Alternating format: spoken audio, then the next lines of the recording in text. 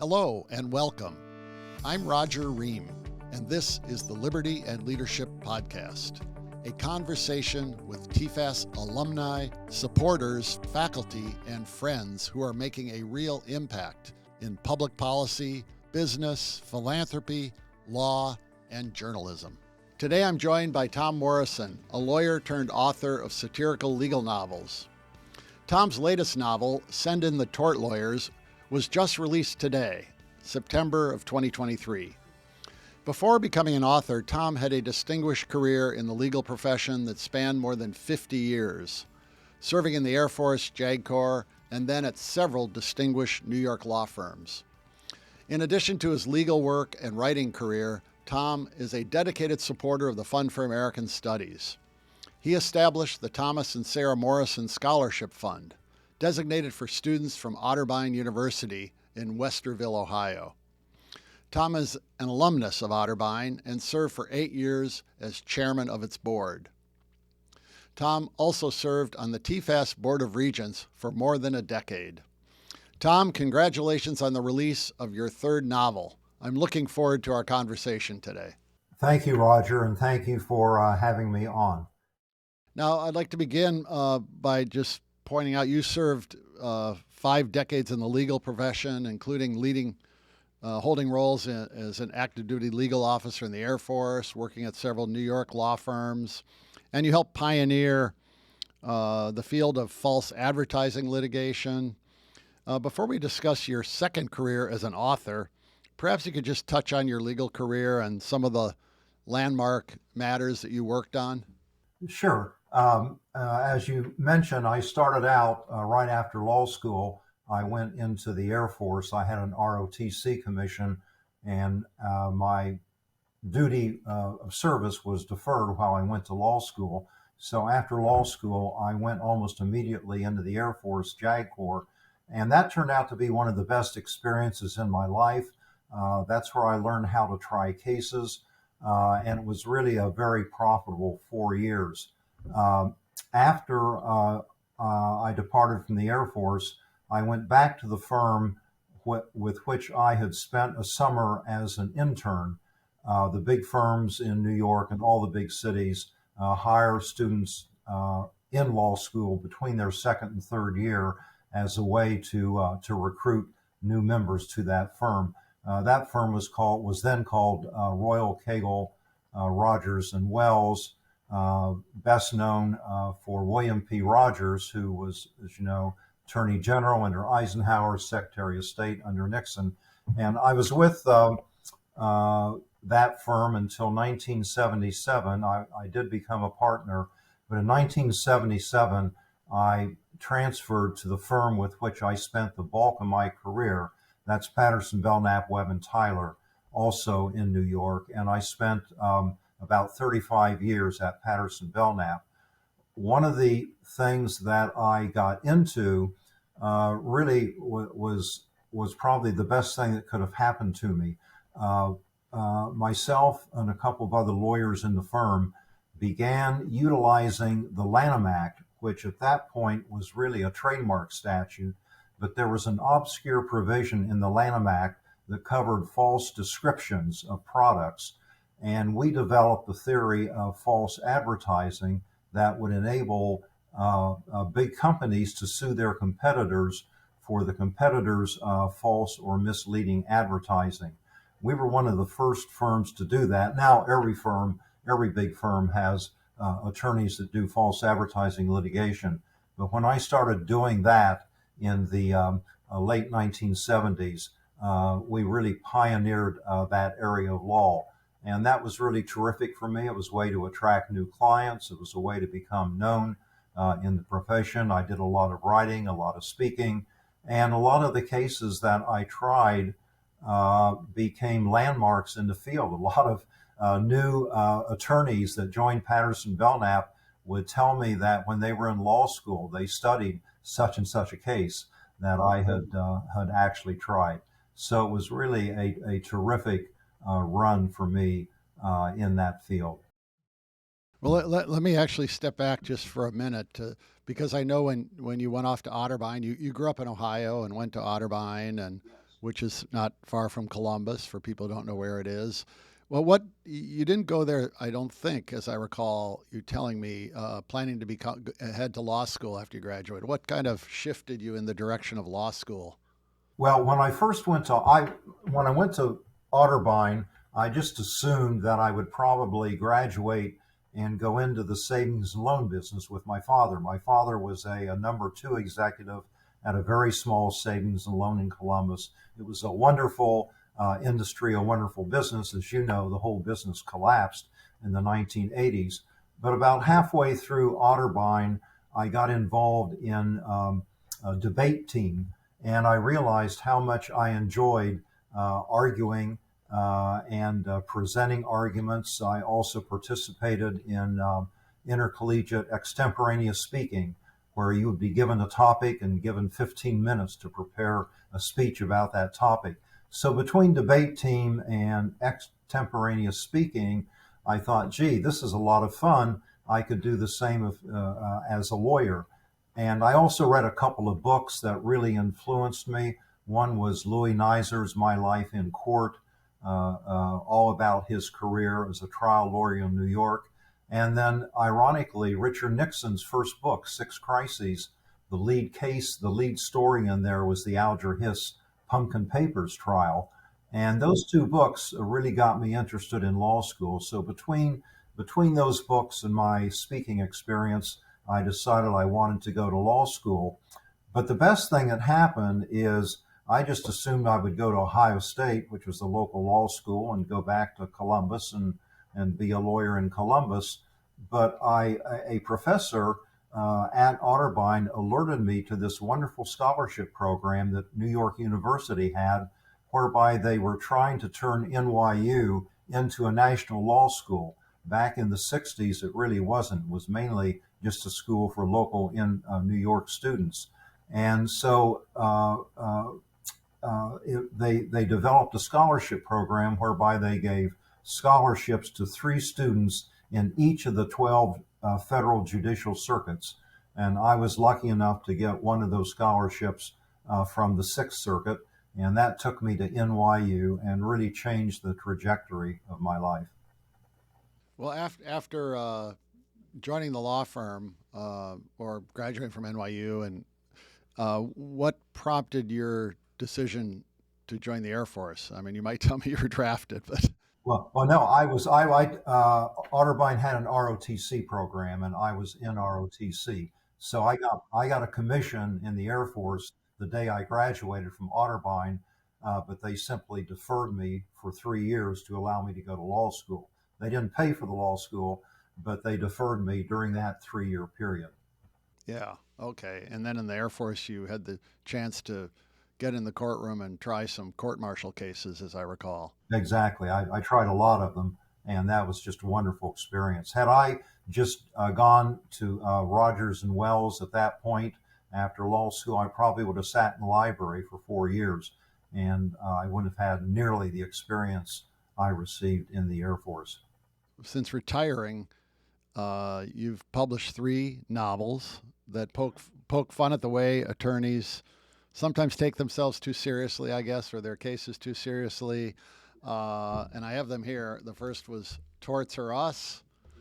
There's Please Pass the Torts. And your latest, released today, Send In The Tort Lawyers. Well, you got to begin by telling me what inspired you to write novels, and especially novels about the legal world.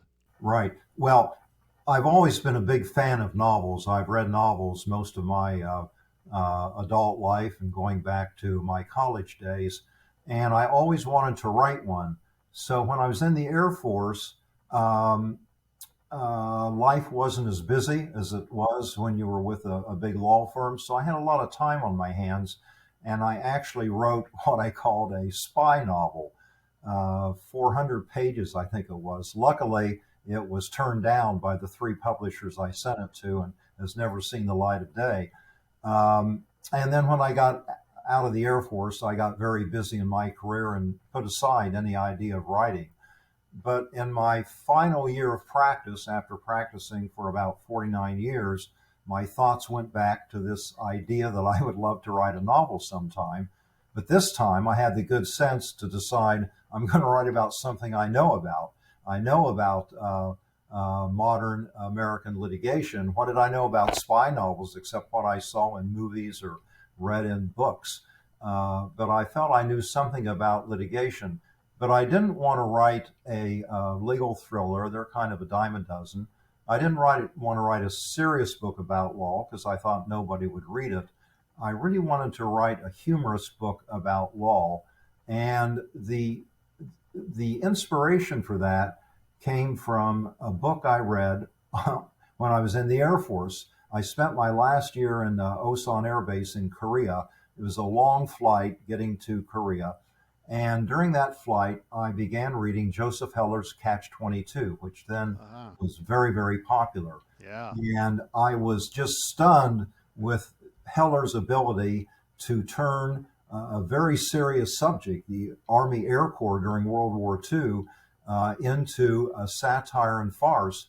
And I marveled at the way every character he created, every interchange, every conversation turned into farce. And I've always held that in the back of my mind, so that when I decided to start writing, and I wanted to write a satirical novel, that was really what the model I had in mind. I wanted to try to do in my poor way to the current American legal system the way Joseph Heller treated the Army Air Corps in Catch-22.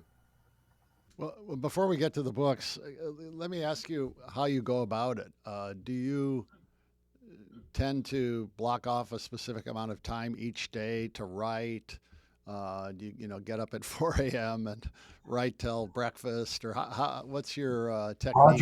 Roger, I'm retired. No point in being retired if you're going to get up at 4 a.m. To write. The first book, there was no particular routine because I started thinking about it during my last year of practice and collecting ideas. But now that I've done one and are on to books 2 and 3, I kind of have a system, and the system is simply this. I look for amusing stories about lawyers or about legal cases or just amusing things that happen in society, and I put them in a file. And when I get ready to start writing, I go through what I've accumulated and sort out what I think could be made into a great episode in my books. And it's the collecting the material and deciding which material to use and develop. That's really the hard part. For me, once I start writing, it's fairly easy. I generally write when I'm writing, I do it in the morning, not at 4 a.m. My prior PR firm was quite amused that I do all my writing on paper and pencil, number 2 pencils on legal pads. And they actually had me send them a picture of a stack of about 20 legal pads with a pencil on top to show how I wrote the first draft. Then I input the draft into my computer, and then at the end of the process, I have a computer expert who ties all the chapters together and sends it to the publisher. But the key for me is collecting material and identifying episodes or cases that lend themselves to humorous treatment in the books. Yeah, I would imagine that file where you keep those interesting stories is a big one. You probably there's a lot of material out there, I'll say. Yeah, there is. And the other thing I should say, Roger, is that in all 3 books, with I think maybe only one exception, every single case in all 3 books has a real life counterpart. I didn't just make up the cases.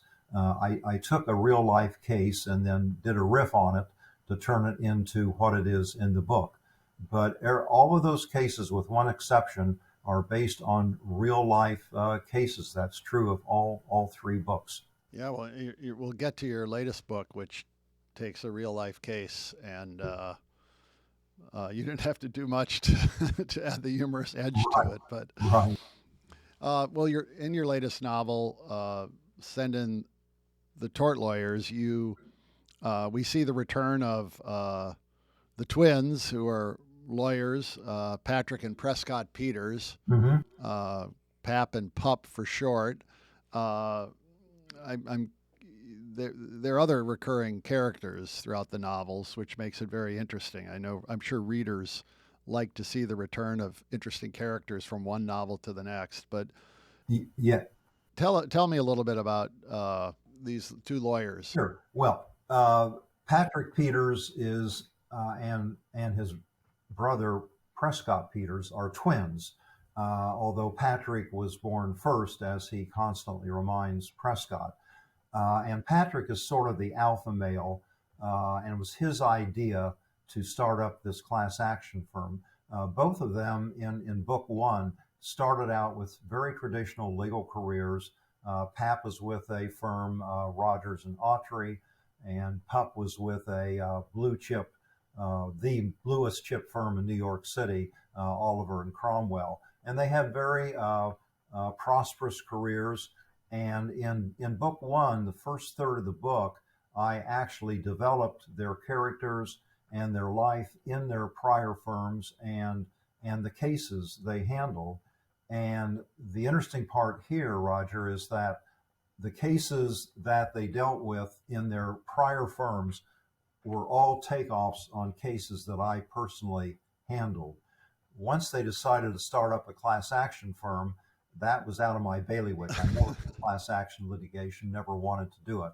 But the early cases in book one were actually based on cases I handled. In any event, Patrick convinced Prescott that if they started up their own firm, they could have a lot more fun, make a lot more money. And so they started up this firm called Peters and Peters. They have about 4 associates. Those 4 associates appear in all the books. Everyone's favorite is Charles Pierpont III, known as Chip. So those characters are in all the books. And then when we get into the plaintiffs that they encounter along the way, when I wrote the first book, I didn't really know if this was going to become a series or not. I just wanted to write this satirical novel. But people, a lot of friends and colleagues, like the book, and they like particular characters such as Mona Lott, who has a case in book one involving her mugshot taken when she was arrested for shooting at geese with a BB gun, and another character, Lydia Lovelace, who was a stripper, but Chip found her at a club in New York, and the firm brought a class action on behalf of her and other lap dancers who weren't being paid the minimum wage. So Mona and Lydia became favorites, and they have now appeared in all the books.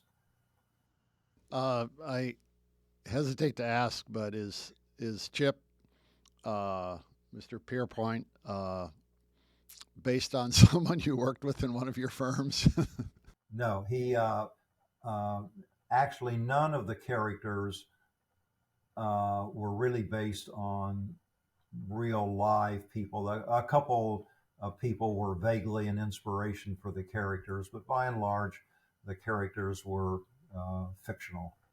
Well, what's been the response so far from the books? From first of all, from people in the legal profession that you worked with or knew. I'm sure, they've read these with interest. Yeah, almost all of the well, with one exception, all the lawyers that have read the books have really liked them. Um, one of the reviewers who was I knew at NYU Law School said he hadn't laughed as hard since reading Portnoy's complaint. And an interesting story with him, he read the first book while while he was in the waiting room. His wife was in a hospital having cancer surgery, and he's in the waiting room, and so he decided to read the novel then. And so he's laughing out loud, and everybody's looking at him. Why are you laughing? Your wife is having surgery. But yes, with one exception, all the lawyers liked them. The only lawyer who didn't like them was a former partner.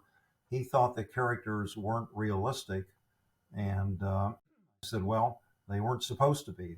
Right. This is a farce. Yeah. But the lawyers all like them. To my pleasant surprise, people who are non-lawyers have also liked them. Now, I must confess, I think the demographics here skew, 40 and 50 and above. I don't think anyone in their 20s would read these and say, oh, they're, great satires. But all of the non-lawyers that have read them that I'm aware of and have either posted a comment or talked to me about them all seem to really enjoy them. So you don't have to be a lawyer to enjoy the books. Yeah, well, you're that response from the legal profession proves that lawyers do have a sense of humor, even though they're often the butt of lawyer jokes. Yes. I was curious about that. I'm glad to hear that. Well, Roger, the best example about that is you're probably familiar with the National Tort Museum, which was established by Ralph Nader, the most famous tort lawyer in the United States. And the museum was constructed as an homage to tort lawyers. And I sent them the first book, and the executive director invited me to do a podcast. He loved the book. And I've now, the new executive director has asked me for the new book, and I've sent that to them. So even real tort lawyers seem to have a sense of humor. Yeah, well, tell me when you're writing these, what do you find most enjoyable and what's most challenging of trying to kind of blend humor with legal themes in your writing? That must be a challenge. Well, for me, the only difficulty was with book one when I was starting from scratch, and I was struggling with wanting to introduce the characters Pap and Pup, talk about their prior life before they went into the class action firm. I frankly struggled with how to do that and how to make that humorous at the same time. Once I got them into the class action context, it was really much easier. There's no shortage of cases out there that can be made fun of. And once I can identify a case that would be fun to write about, for me, it's kind of easy to create the story of how Pap and Pup attack those cases. So that part actually comes fairly easily. And in your latest book, you include the you don't identify it by name, but it seems clear it's the FTX, cyber currency case that's been in the news a lot. Yes. That must have been required less of your creative license and humor to make fun of that case. It kind of parodies itself, right? No, that's absolutely true. I actually have written an article that's going to be published somewhere on a website about that process, and the article is entitled Stranger Than Fiction. The facts of that case really are totally bizarre, and I didn't have to do any other than changing the names of the company. FTX is now FUX, their token, their cryptocurrency FTT is now FU. The Sam Bankman-Fried has a different name. His girlfriend has a different name. But the basic facts are really as they occurred in real life. This was really a bizarre story. The whole world was taken in by this strange guy in his early 30s, Sam Bankman-Fried. He wore a T-shirt, shorts, and sandals and a baseball cap to every meeting he ever went to, including meetings with bankers and clients. And he was constantly playing video games on his cell phone, even during these meetings. Now, you can't make that up. That was real life. And he and his colleagues at this company lived in a $30 million complex in the Bahamas, and the girlfriend referred to it as a polycule of sexual relationships. Everybody was sleeping with everybody else. Those were the real facts. So I started, that story broke just as I was starting to think about the current book, book number 3. And so I voraciously read those stories. They were in the Wall Street Journal, the New York Post. Every day there'd be a new story. And so it was just too good to be true. The interesting thing about including that case in this book is it's the first case in any of the 3 books where I would say it represents an appropriate use of the class action mechanism.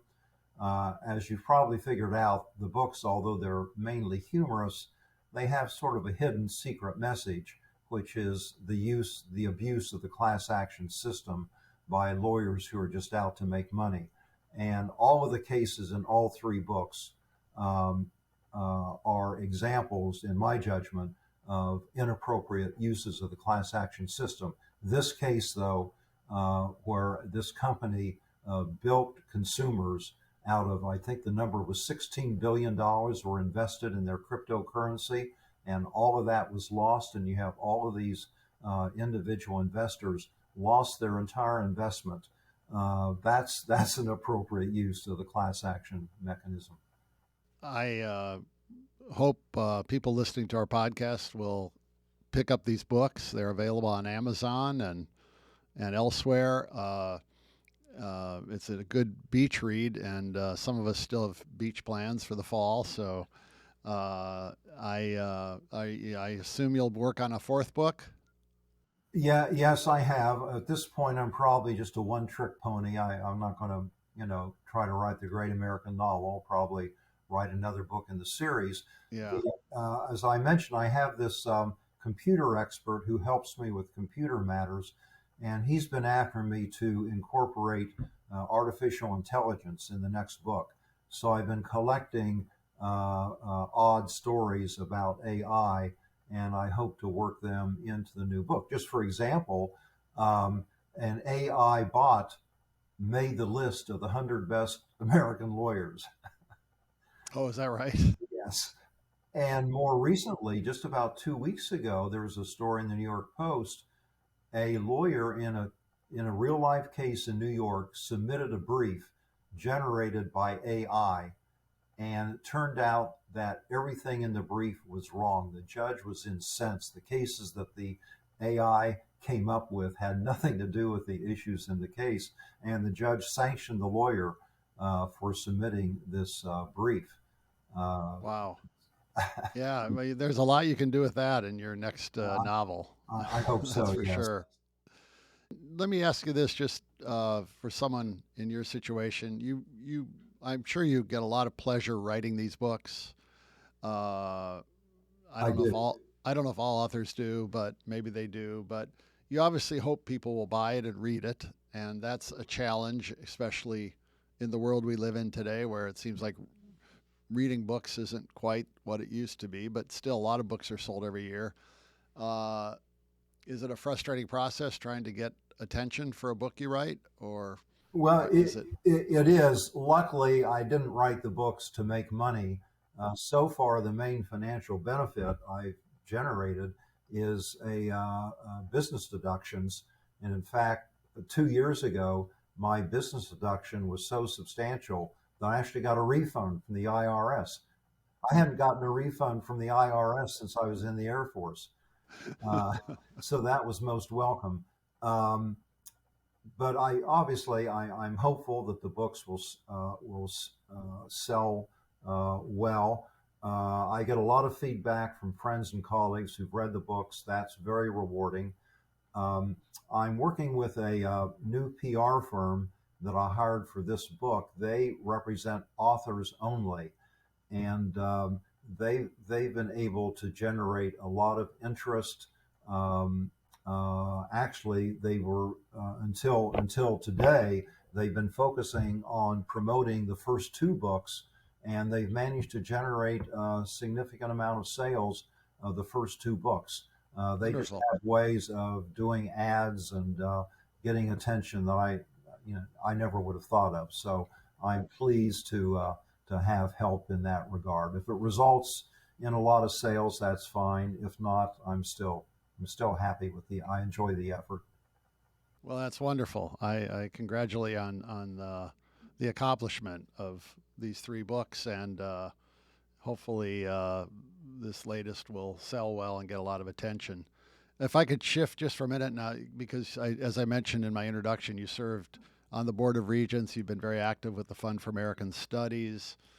You and your wife, Sarah, have established a scholarship. Could you perhaps touch on kind of what inspired you to get involved with TFAS? Yeah, I think I've told you this story before, but it's quite interesting. 20 years ago, I received in the mail, totally unsolicited, a letter announcing an event in Washington, D.C., sponsored by a group I never heard of, turned out to be TFAS, and the event was going to be a roast of Fred Barnes. Well, at that point, our son Chaz was probably in the eighth or ninth grade, but he loved Fred Barnes. Uh, my wife and I would typically tape the 6 o'clock Brit Hume news report on Fox and watch that during dinner, and Chaz would typically watch it with us. And he became a big fan of Fred Barnes. So I told Chaz, I said, wouldn't it be fun to go down to DC for this roast? So we did, and the roast was great. But what I hadn't counted on was it was during the summer, and a lot of the TFAS summer students were there. And at the table we were sitting at during dinner, I began talking with these students, and they began telling me how wonderful the TFAS summer program was, the best thing in their lives. They just were enthralled with it. So that really piqued my interest because you guys now had my name. I had come to this roast event. I suddenly was on your mailing list. And Sarah and I then began attending the donor conferences in DC regularly. We would frequently go to the journalism awards dinner. Those were a lot of fun. And the more time I spent with TFAS, the more I realized what great work you folks were doing, and I really wanted to support it. One other question I'd like to ask you relates to the fact that so many of the undergraduates who attend our programs are interested in legal careers. Uh, do you still think that's a path that you would recommend to young people? Has the profession changed so much that it's a whole different world than it was when you entered it? The answer is the profession has changed dramatically. I was always amazed when I was at Patterson Belknap. I was on the hiring committee for several years, and I was always amazed at the number of new attorneys that would come to us every year.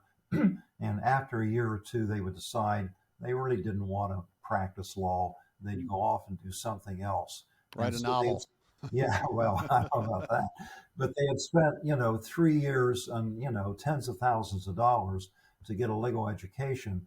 So I had the feeling that we didn't necessarily need more lawyers in the world. We need, a lot more of everything else, perhaps. But the other thing that's happened is that the profession is very, very different. When I started out, if you were a trial lawyer, you would actually go to trial a lot and try a lot of cases, which I did. I probably tried well over 100 cases or more around the country. That's not true today. In the big firms, the cases are so big, the stakes are so high that companies typically will settle those cases rather than roll the dice at a trial. And so by the time I retired, very few cases were going to trial compared to when I started out. Now, what that would tell me, and what I would tell aspiring lawyers, if you just want to make a lot of money, okay, go to a big city and join a big firm. But if you want to be a trial lawyer, you want to be Perry Mason or the kind of stuff you see on television, go to a smaller city where the law firms aren't as big, the cases aren't as big, and get involved, be a local prosecutor, be a defense counsel, but you'll get into court a lot more. If I were starting out today, I don't think I would even consider going to a city like New York. I'd probably go to a secondary city where I thought I had a better chance of making my mark. Oh, that's great advice. I hadn't not something I'd thought about. Well, I want to just, we're up against our time limit here, I think, but I'm going to again tout your books here. Torts Are Us, which is the first book Tom published just a few years ago. He followed that up with Please Pass the Torts. And now his latest release this month is In The Tort Lawyers. I congratulate you on that success, Tom. It's been a pleasure talking about the books. I'll reiterate what you said, and that is, he's really developed some zany characters, and there's a lot of laugh out loud stuff in there. So I think readers are in for a treat if they purchase any of these books. And the nice thing I noticed when I picked up book 3 is even you don't need to have read the first 2 to get right into it, and you introduce us to the characters and some of their zany personality traits right at the beginning of the book. So right away, they're dealing in a staff meeting with Cliff's behavior at a party. So Right. Yes, well, I'm glad you saw that, because that was exactly my intention. Yeah. Well, thank you very much for joining me. I appreciate your time today, and we'll look forward to reading this 3rd book. Roger, thank you so much, and I wish you and TFAS all the best. Thank you for listening to the Liberty and Leadership Podcast. Please don't forget to subscribe, download, like, or share the show on Apple, Spotify, or YouTube, or wherever you listen to your podcasts. If you like this episode, I ask you to rate and review it. And if you have a comment or question for the show, please drop us an email at podcast@tfas.org. The Liberty and Leadership Podcast is produced at K Global Studios in Washington, D.C. I'm your host, Roger Ream, and until next time, show courage in things large and small.